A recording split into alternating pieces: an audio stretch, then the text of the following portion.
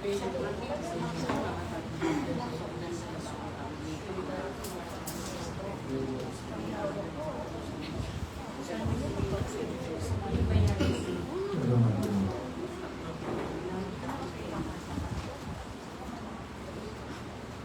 po tayo na po sa ating gawain. Magandang umaga po sa ating lahat. At magandang umaga po sa mga viewers na palaging sumusubaybay sa ating gawain. Para po sa ating munang himno,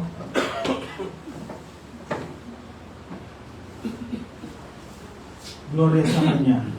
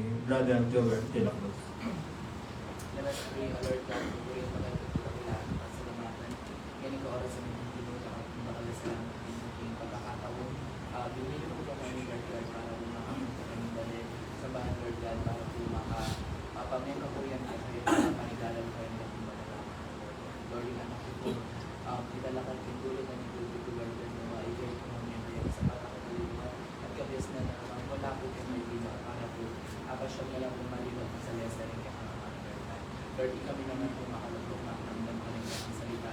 Ikayo po ka-host ni Lord at puso ka isipan din. Maraming salitang ayaw na din. Tumimula po rin. Maraming ka kami ng puso at isipan din at agamit nila po kami Lord. Lord, makanya mo naman po dadalangin nila naman po Lord God. Dahil kapatid mo pong epong kakapag kami maraming karelang kami kadalilanan Lord God. Ikayo pong pagtuloy na makapagod ng ating Lord. Lord, karang mapagpalay mo naman din ang pagkasiwala.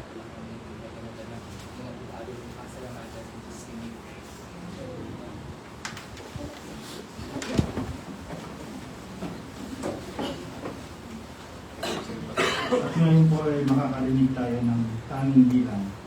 Atin na po silang tinatawagan.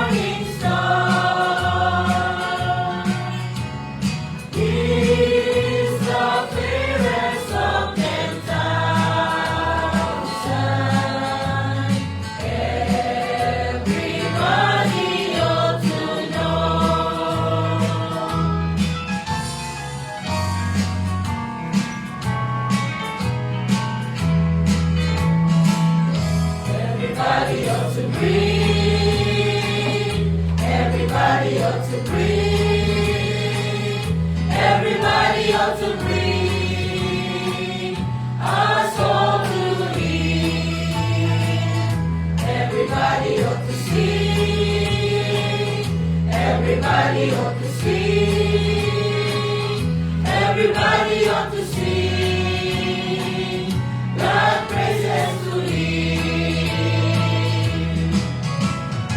He's the lily of the valley. He's the bright and morning star.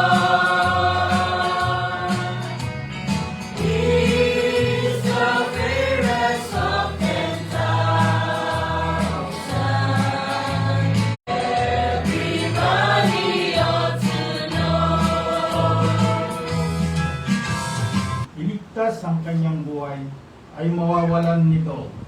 At ang sino man mawalan ng kanyang buhay dahil sa akin at sa Ebanghelyo ay maililigtas siyaon.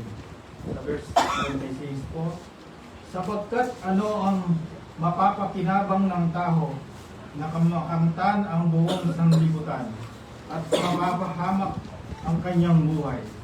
Verse 37 po, sapagkat anong ibibigay ng tao na katumbas sa kanyang buhay. Para po sa ating last verse sa 38. Sapagkat ang sino mang magmakaya sa akin at sa aking mga salita, sa lahing ito na mapangkalunya at makasalanan, ay kahiya rin naman siya ng anak ng tao. Pagparito niyang nasa kalwalhatian ng kanyang ama, nakasama ang mga banal na anghel. Tayo po yun po.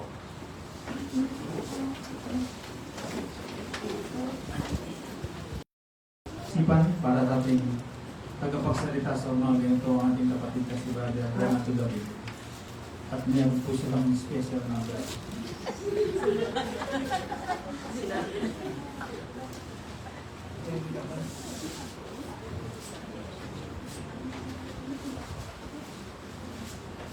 Ba't kaya alam ni brother? Pero may special level ako. Parang hindi ko naman ginagawa yun. Sige po, maraming salamat po at magandang umaga po sa ating lahat. Kagaya mo ng kagawian ko po, magsishare mo na po ka sa ating tanging libro.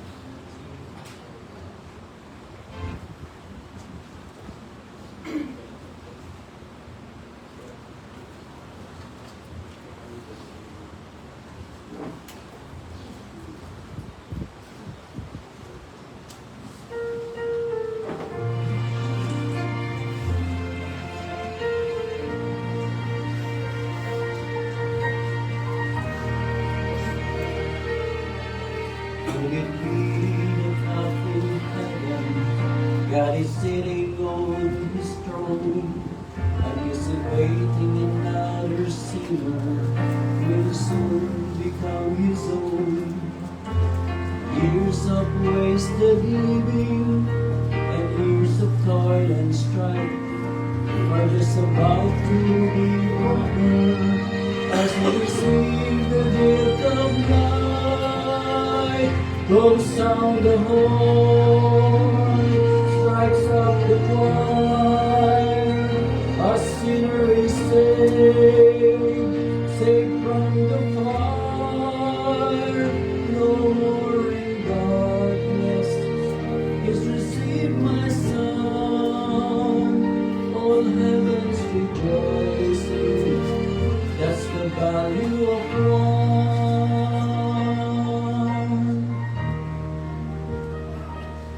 The Holy Spirit has been working to soften up their heart. All he needs is a willing servant who will simply do his part. Can you imagine up in heaven the joy that will be that day as the sinner bows his head to pray and hear his Son say, go sound the horn, strike out the choir. A sinner is saved, saved from the fire. No more in darkness, which receive my son. All heavens rejoicing, that's the value of one. Starts construction on his mansion, they're on Hallelujah Street. He doesn't know yet that he's waiting as the Savior he will meet.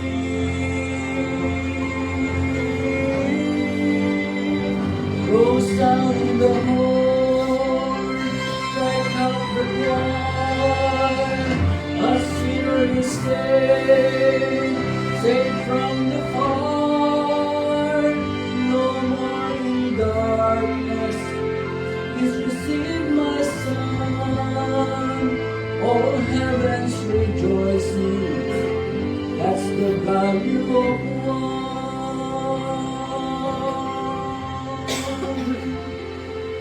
All heavens rejoicing. Saan sinabihan niya ako? Ipaliwanag ko daw yung ng verse 38. Wala po kasing verse 38. Hindi ko alam saan niya mabasa yan. At sa nabasa yung verse 38. Pero let's start discussing Marcos Kapitulo 8, talatang 35 hanggang 27. Ang sabi po niya sa salita ng Diyos dito, mababasa natin, ang sino mang nagnanais na maligtas ang kanyang buhay, ay mawawalan nito. Ngunit ang mawalan ng kanyang buhay alang-alang sa akin at sa magandang balita ay magkakamit nito. Sabi niya, patuloy, sapagkat ano nga ba ang mapapala ng isang tao, makamtan man niya ang buong daigdig, ngunit mapapahamak naman ang kanyang sarili. Isa po itong katanungan dapat nating pagnilay-nilayan. Ulitin ko, sapagkat ano nga ba ang mapapala ng isang tao, makamtan man niya ang buong daigdig, ngunit mapapahamak naman ang kanyang sarili. May kasunod pa po yan, sabi niya, ano ba ang may babayad ng isang tao para mabawi niya ang kanyang buhay? Ano nga ba? Naisip mo na ba ito, kapatid? Hindi po, makikita natin sa verse na ito, kung isasamap natin, Parang hindi pwedeng ipagpalit ang kaluluwa natin sa anumang bagay sa mundo ito. Binibigyan niya ng importansya ang kaluluwa na sobrang mahalaga. At sana makita ng bawat isa sa atin sa pag-aaral na ito kung gaano kahalaga yung kaluluwa mo, kaluluwa ko, kaluluwa natin. May isang kwento sa Luke chapter 12. Luke chapter 12, verse 15 to 21. Babasahin ko po, kailangan lang po natin magbasa ng mga verses para lubos ang maunawaan yung topic po natin ngayon. Sabi niya, pagkatapos, sinabi rin niya sa kanila, mag-ingat kayo sa lahat ng uri ng kasakiman. Dahil ang buhay ng tao ay hindi nasusukat sa dami ng kanyang pag-aari. At ikumento niya ang isang talighaga na ito. Sabi niya, may isang mayamang may bukrin na umaani ng sagana. O ibig sabihin ng sagana, maraming ani. Pag maraming ani, pwede siyang i-convert into pera para ma-convert siya sa cash. So, ibig sabihin, kung maraming ani, maraming pera, maraming benta. Tapos sabi daw nung taong ito, sinabi niya sa kanyang sarili, ano kaya ang gagawin ko sa napakaraming ani nito? Wala na akong mapaglagyan ng ani ko. Imagine ha, siguro meron na siyang garahe or stock room para sa kanyang mga ani na naka-ready every harvest season. Pero yung ani niya ngayon, sa paglalahad ng salita ng Diyos, ay sobrang madami na kailangan iniisip niya saan niya ilalagay yung sobra. Sabi niya, ano kaya ang gagawin ko? Wala na akong mapaglagyan ng ani ko. So ganito po ang naging solusyon ng taong ito. At sinabi niya, alam ko na, gigibayin ko ang mga bodega ko at magpapagawa ko ng mas malaki. At doon ilalagay ang mga ani at ari-arian ko. Yun ang naisip ng solusyon. Yung kakulangan ng spasyo para sa marami niyang ani, ang naisip niya, gibain yung kanyang stock room at igawa ng mas maluwang, ng mas malaki para mapaglagyan ng mas maraming ani. At sabi pa niya sa pagpapatuloy ng salita ng Diyos, doon ko ilalagay ang ani at mga ari-arian ko at dahil marami na akong naipon, may konting yabang dito, at marami na akong naipon, para sa maraming taon, magpapahinga na lang ako. Kakain, iinom, at magpapakaligaya. Very common attitude ng mga tao na kapag nasa kasaganaan sila ng buhay, ang laging naisip, buhay na hayahay. Yung word na hayahay po ay parang komportableng buhay kasi very sufficient yung kanilang mga needs. Pagkain, pera, kagaya ng tao nito. Sabi niya, at dahil marami na akong naipon para sa maraming taon, so years pala ang pwedeng magamit ang mga napakarami niyang harvest. Sabi niya, magpapahinga na lang ako, kakain, iinom, at magpapakaligaya. Yun ang buhay na naisip ng tao nito. Pero, ang sabi ng Diyos ito, ngunit sinabi sa kanya ng Diyos, hangal, sabi niya. Hangal meaning a combination of hindi siya knowledgeable sa kanyang pamamaraan sa buhay. Sabi niya, ngunit sinabi sa kanya ng Diyos, hangal, ngayong gabi ay babawiin ko sa iyo ang buhay mo. Kanino ngayon mapupunta ang lahat ng inipon mo para sa iyong sarili? Tanong, mabigat po na ito na tanong. So, siguro sa sitwasyon ito, yung tao lang isa lang. So, ginagather niya lahat ng kanyang mga harvest, iniipon, para sa kanyang sarili. Ngayon ang sabi ng Diyos, ngayong gabi ay babawiin ko sa iyo ang buhay mo.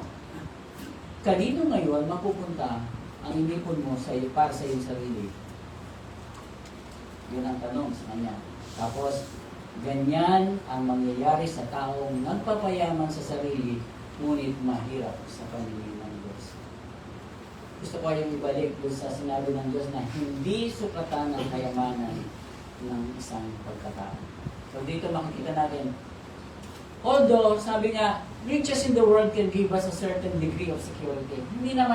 Hindi po naman na talaga natin may kakaila na pag meron kang ipon, meron kang pera, parang meron talagang level of security kang mag-gain sa sarili mo. Pero ang sinasabi ng Diyos dito, it is not the ultimate security ng buhay ng isang tao. Yes, pwede. That riches can give us a certain level of security, but not the ultimate security na kailangan ng buhay natin. So tama ang salita ng Diyos. Basahin natin ulit sa Mark chapter 8, verse 36 na lang to 37. Tingnan po natin dito. Sabi niya, "For what it shall profit a man if he gain the whole world and lose his own soul? Or what shall a man give in exchange for his soul?" Meron po mga highlighted words dyan na gusto kong bigyan natin ng konting pansin sa pagpapatuloy ng ating pag-aaral. Profit, gain, lose, and exchange. Kung titignan po natin ito, although siguro ang iba sa atin hindi pa masyadong familiar sa mga ito, these are called business terms. Business terms. Understandable naman po kasi yung mga alagad ng Panginoon na sino Matthew, John, James, and Matthew, Andrew, James, and John are businessmen. They are all fishermen. So, itong mga business term na ginagamit ng Panginoon dito ay napaka-importante. Paglalarawan para maintindihan nila ang bukas. Sabi niya, "For what it shall profit a man." Profit means kinita, tinubo. If you gain, yung gain, nakuha mo ng mga assets from those income, from those profit. Yung word na lose is a business term for bankruptcy. At yung word na exchange is using para sa mga trading, barter, decision mga sa iyong mga ginagawa. Sabi lang, ulitin natin, ano nga daw ba ang mapapakinabangan ng tao kung sakali makuha niya lahat ng gusto niya dito sa mundo, pero bankrupt ang kanyang kaluluwa? What do you mean by bankrupt? Ang kanyang kaluluwa ay patungo sa walang hanggang kapanahonan. Or what shall a man give in exchange for his soul? Anong ipagpapalit mo dito? Anong ipambibili mo sa kaluluwa? Hindi naman ito nabibili ng kahit anumang kayamanan. Ano nga ba ang importansya mo sa buhay mo bilang isang tao? Noong daw unang panahon,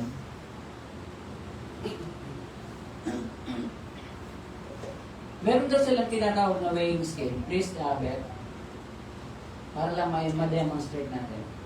Pag daw po sila bumibili ng isang bagay, para malamang tama yung kanilang ibinayad, meron silang tinatawag na weighing scale.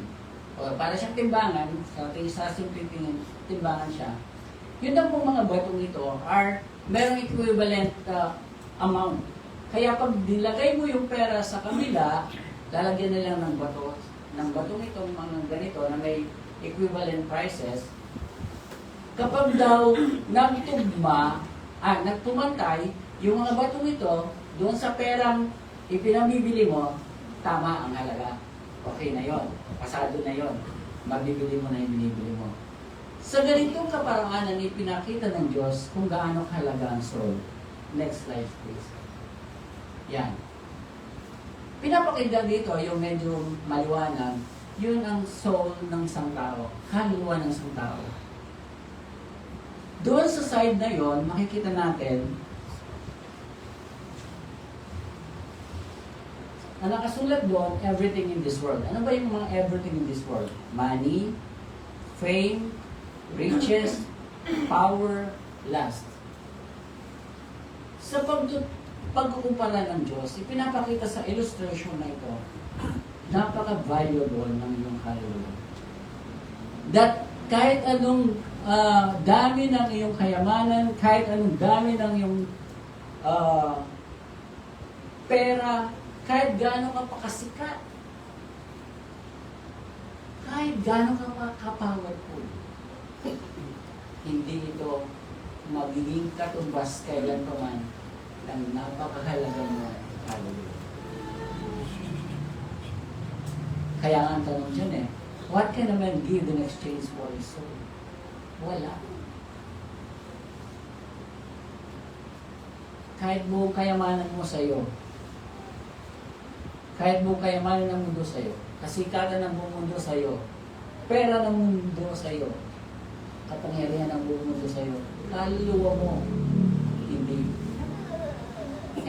hindi kaya mabili ng mga ganitong bagay. Napakahalaga ng ating mga kaluluwa. Ka nga, makikita natin dito sa next slide natin ang ganitong salita. The soul has infinite value. Napaka-importante ng ating mga kaluluwa. It is irreversible, irreplaceable, and non-redeemable. Alam nyo, yung kung gaano ka-importante ang kaluluwa natin, pinag-aaksayahan ito ng panahon ng dyablo. Pinag-aaksayahan niya ng panahon para ilayo ang kaluluwa mo sa Diyos. Anong ginagamit na instrumento ng dyablo? Mundo.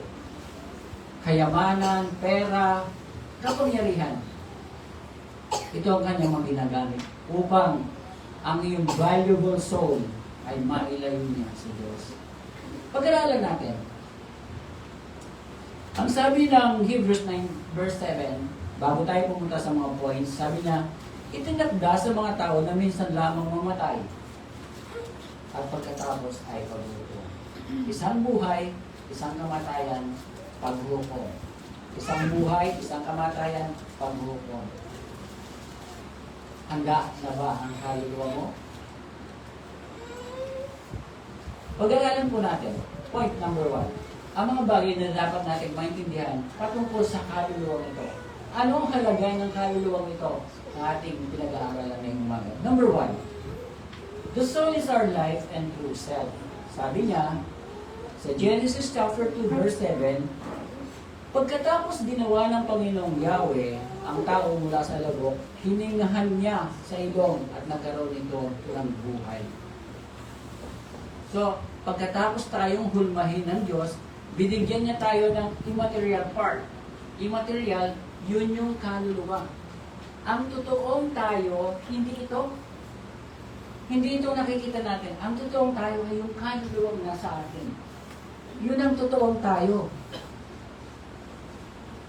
At ang sabi ng salita ng Diyos, at ito ay nagkaroon ng buhay. Yung alabok na hinulmahan ng Diyos, hiningahan, binigyan ng immaterial thing, immaterial part, yung soul, at ito'y naging kaluluwang may buhay. Kaya yung dapat nating maintindihan, hindi tayo ito. Ang totoong tayo, yung kaluluwang nasa atin. Sabi dito, Awit 42 verse 5, bakit ako nalulumo? Bakit ako nagdaramdam? Sa Diyos ako'y may tiwala, siya'y aking aasahan. Diyos na tagapagligtas, muli ko siya maawitan. So, makikita natin dito, ang pinapakita ng salita ng Diyos, yung totoong tayo, tingnan natin sa slide na to para maintindihan natin. Yan. Yung spirit is so-called God conscious. So ito yung nag-communicate sa atin sa Panginoon, sa Diyos, yung ating mga spirit. Ito yung God's conscious na part ng ating katawan. Yung soul, siya yung conscious, Siya yung buong tayo, siya yung mind, siya yung will, siya yung emotion. Siya yung nakakaramdam ng lungkot. Siya yung nakakaramdam ng saya. Ito yung tayo. Yung body, ito yung conscious sa world. Ito yung ina-appeal ni Satan. Kapag may gusto kanyang ilayo, ang appeal ni Satan sa body. Kasi alam niya, madali itong mamagnet sa takso ng mundo.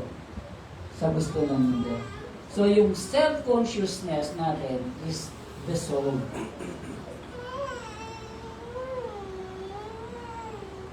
Kaya yung ating pagkatao ay binubuo ng spirit, soul, and body, but the true self natin is the soul. Kaya dapat po maintindihan natin na Number 2, fact number 2. Sabi niya, the soul is eternal. Ito yung minsan hindi pa naunawa ng marami. Sabi niya, Ecclesiastes chapter 12 verse 7. Alalahanin mo bago siya manumbalik sa labok, ang ating katawang lupa at ang ating hilinga ay magbalik sa Diyos na may bigay nito. Ang totoong nangyayari kapag ang tao ay namatay, yung spirit babalik sa Diyos.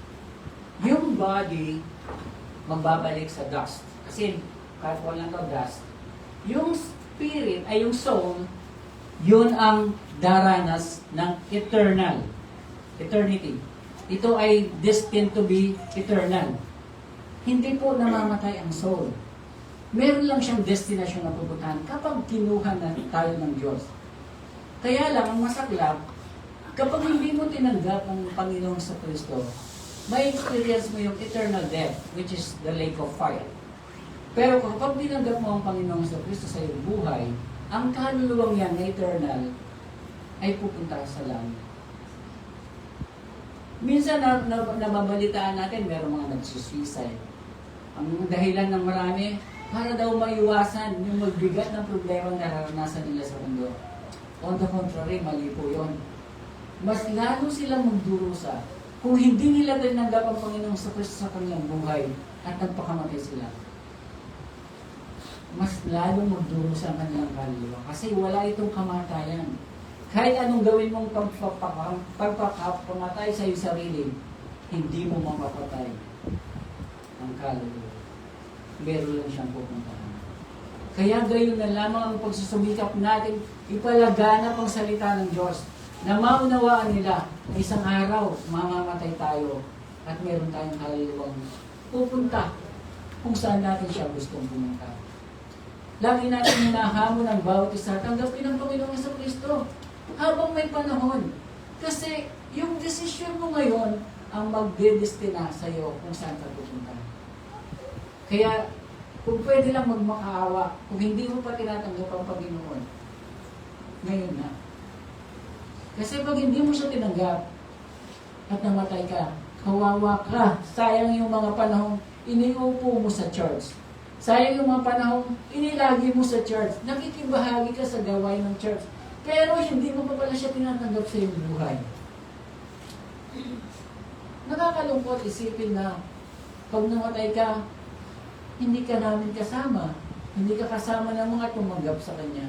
Pero kasama ka namin ngayon na ang tawag ay pagsamba, preaching service, kasama ka namin. Pero kung hindi mo siya tinanggap, nagmamakaawa kami sa iyo. Tanggapin mo siya. Kasi ang buhay natin, ang totoong tayo, ay may patutunguhan. Sana kung anong bilang meron tayo ngayon, ay siya yung bilang ng pupunta sa langit. Eternal po yung ating soul, may pupuntahan siya.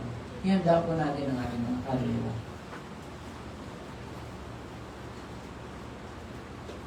Number 3. The soul can be lost. Ito nga po yung pinaka-esensya ng aking sinasabi. Kapag hindi mo tinanggap ang Panginoong Kristo, ang iyong kaluluwa ay mapapahama. Sa Luke chapter 15, meron tatlong storya ng nawawala. Una, the lost sheep. So ito isang tagapangalaga ng mga tupa na nawawala ng isang tupa. Ang nangyari, after niya ma-settle yung kanyang 99 na sheep, hinanap niya yung isa. At nang matagpuan po niya ito, tuwang-tuwa siya. Kasi kumpleto na ulit ang kanyang sheep.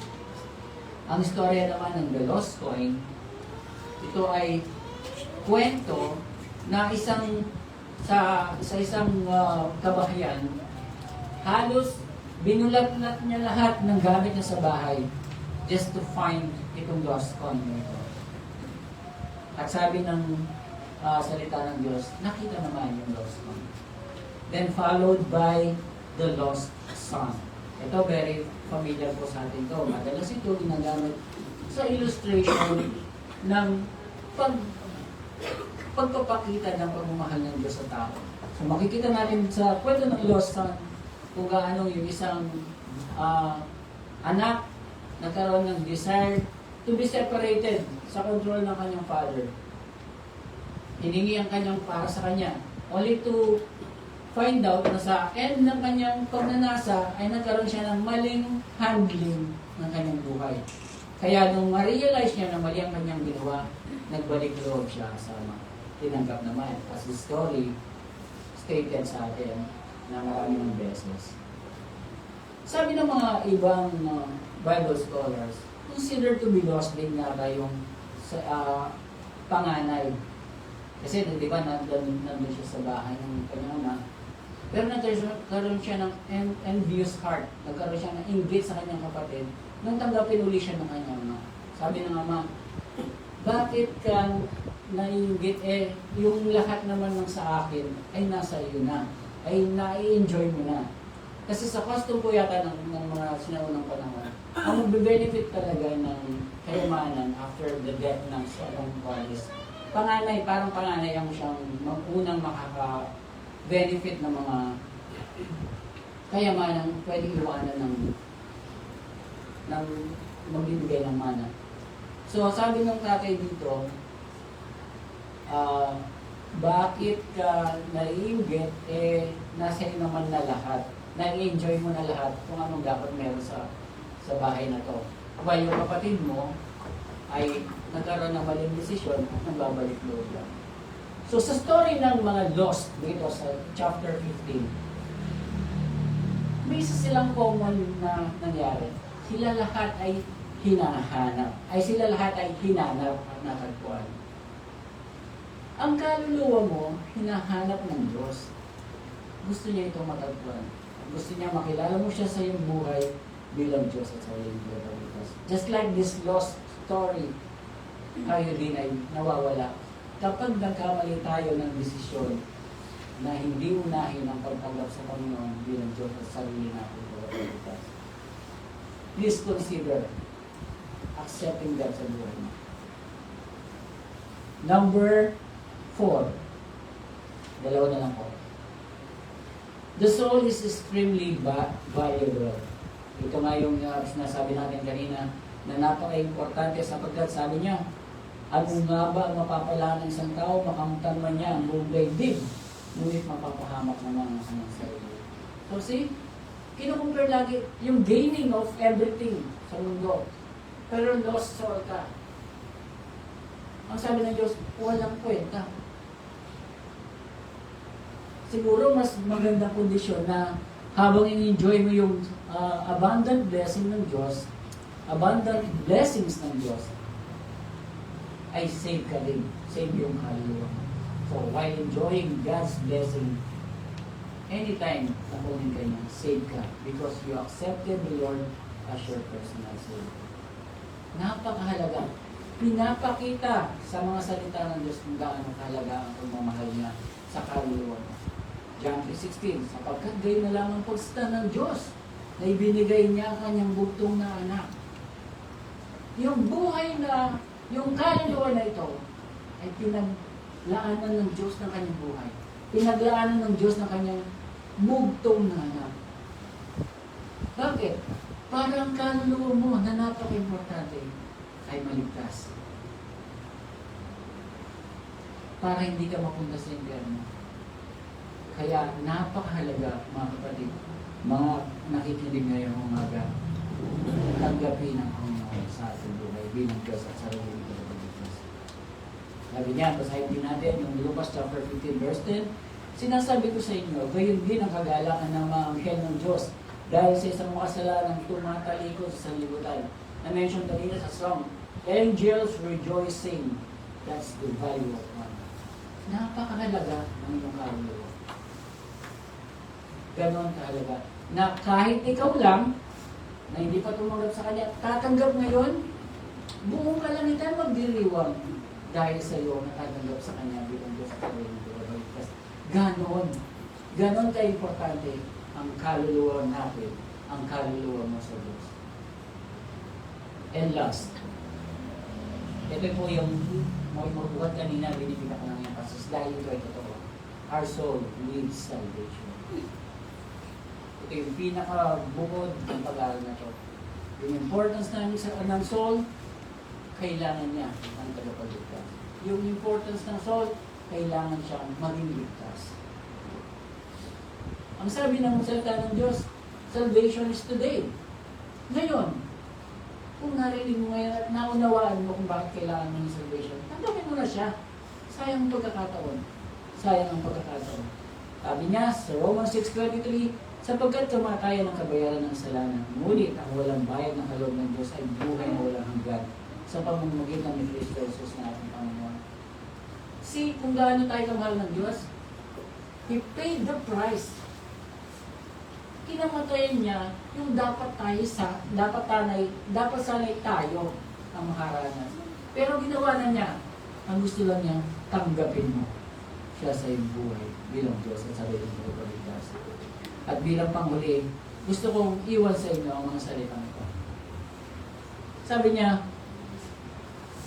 temporary gain is not worth to eternal loss. Tama naman. Pag-isipan po natin mabuti. Yung mga gains na nakikita natin, yung mga benefit, ay yung mga i-enjoy natin sa buhay, okay lang po yan. But hindi sila dapat come over sa kahalagahan ng iyong kaluluwa. Sabi niya, you are not just a body, you are not just a name, you are an eternal soul.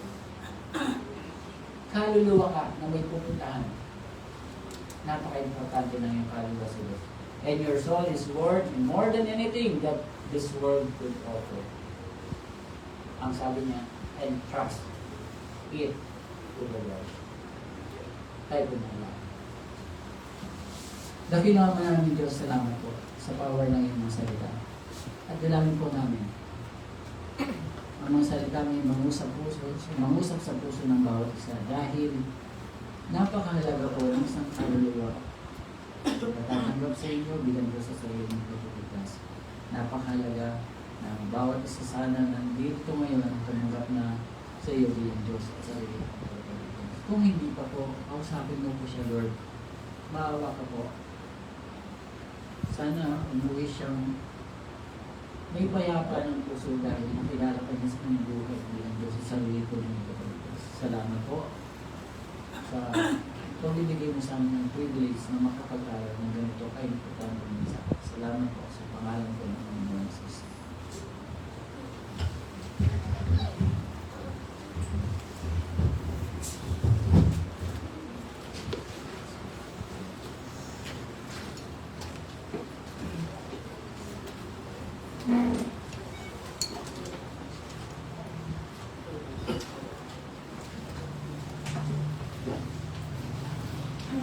Salamat sa binahagi ng ating kapatid ng salita ng Diyos. Habang pinagbulay-bulay po natin ang salita ng Diyos, tayo po yung muling umawi. Paglilingkod kay Haring Jesus. At sa uling stance na po tayo muling tatayo.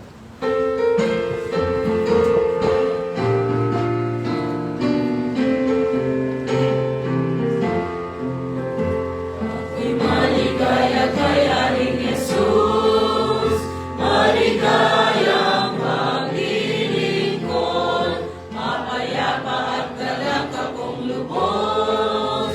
Maligaya kay Jesus, paglilingkod kay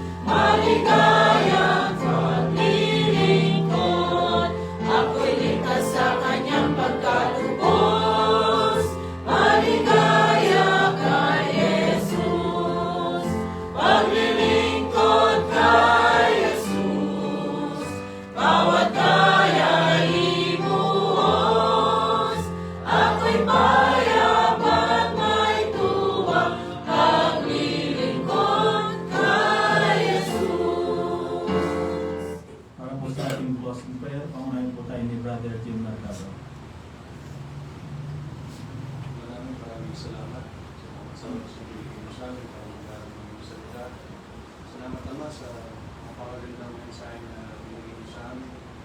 Bilang pag-aaral namin sa kaluluwa at mas natutunan po namin ang value ng kaluluwa, kung paano po i-perceive ang kaluluwa po namin.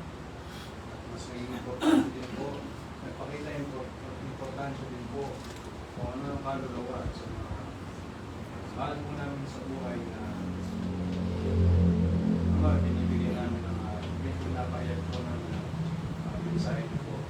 Napakaganda ng mensahe naman na reminder din po na patuloy ang magservisyo sa inyo sa papakilala ng kaluluwa talaga Ama. Nang sa ganun ay patuloy po namin pagpapakilala po sa inyo. Ama, salamat. Dalangin namin ang napagin namin po ngayong araw. Patuloy niyo po siya. Bigyan ng oras, bigyan ng katalimuhan. Nang sa ganun ay mas may pahayag na po, mas may pahayag na pa po yung salita. Patuloy po ang pag-aaral at sa picture na po. Nang sa ganun ay mas matutunan po namin ang salita niyo po. Ama, patuloy lang yung nagpapasalamat sa patuloy na pagpapakilala niyo po sa amin at dalangin namin na may practice po namin ang salitang narinig po namin ngayon sa puso at isip.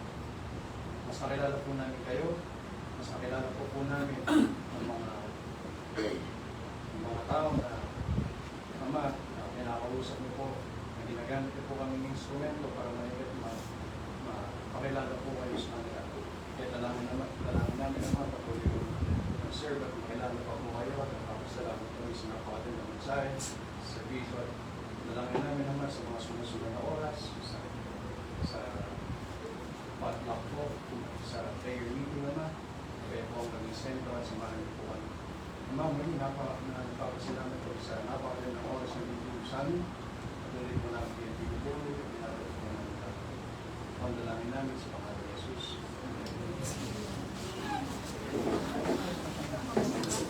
Ano po ito?